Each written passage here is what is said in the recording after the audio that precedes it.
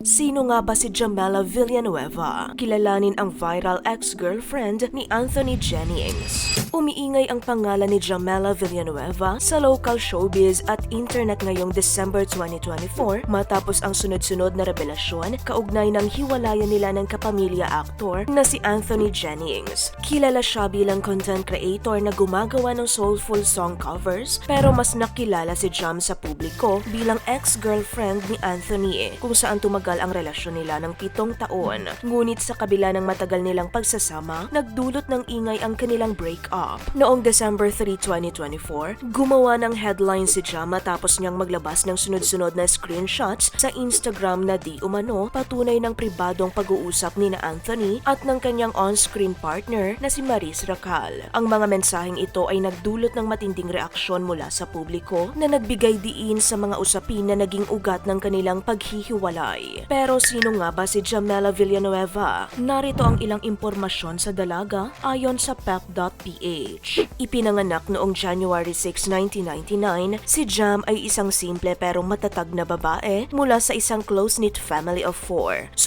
Ang buhay ang kanyang ama noong bata pa siya at sinundan ito ng kanyang ina noong 2020. Sa kabila ng pagkawala ng kanilang mga magulang, naging matibay na sandigan ni Jam ang kanyang nakababatang kapatid na si Jamel Villanueva na ngayon ay 23 taong gulang at isang rising talent dahil minsan ding naging matunog ang pangalan ng kanyang kapatid nang maging contestant ito ng Idol Philippines 5 years ago. Tubong Batangas man ang ina nito pero sina Jam ay lumaki sa Taguig, Metro Manila. Pinursu naman ni Jam ang higher education sa Technological University of the Philippines sa Taguig kung saan kumuha siya ng kursong Chemical Engineering Technology. Ibinahagi niya ang pagmamahal niya sa kanyang alma mater sa pamamagitan ng kanyang mga nostalgic posts sa internet. Noong September 2017, sinimulan ni Jam ang kanyang professional journey bilang Quality Assurance Analyst sa High Advanced Philippines Incorporated, the Environmental Laboratory. Ngunit tumagal lamang siya hanggang April 2018. Sa kasalukuyan nananatiling palaisipan sa marami ang kanyang pinakabagong career and divorce. Bukod sa kanyang trabaho, ipinapakita ng kanyang Instagram feed ang pagmamahal niya sa dagat, kalikasan at mga outdoor adventures. Isa rin siyang dog lover na madalas magbahagi ng mga sweet moments kasama ang kanyang mga alagang aso. At para sa kaalaman ng marami, makikita rin sa kanyang Instagram account ang mga bonding moments nila ng Filipino-Japanese actress at dating Pinoy Big Brother housemate na si Kaori Oinuma. Tanda ng pagiging malapit na magkaibigan nila. Samantala, isa sa pinakamalaking bahagi ng kanyang personal na buhay ay ang relasyon niya kay Anthony Jennings, pero natapos ito sa gitna ng di umano usaping third party. Ayon kay Jam, nagsimula ang kanyang mga hinala noong June 2024 nang nagtatrabaho sina Anthony at Maris sa isang brand launch. Sa kabila ng sakit, sinubukan niyang ipaglaban ang relasyon nila. Pero ang mga bagong insidente, kabilang na ang mga larawan mula sa birthday celebration ni Maris noong September, ang naging last straw niya sa kanilang pagsasama. Gayunpaman, sa kasalukuyan ay wala pang inilalabas na official statement ang panig ni na Anthony at Maris sa buong katotohanan ng revelasyon ni Jam.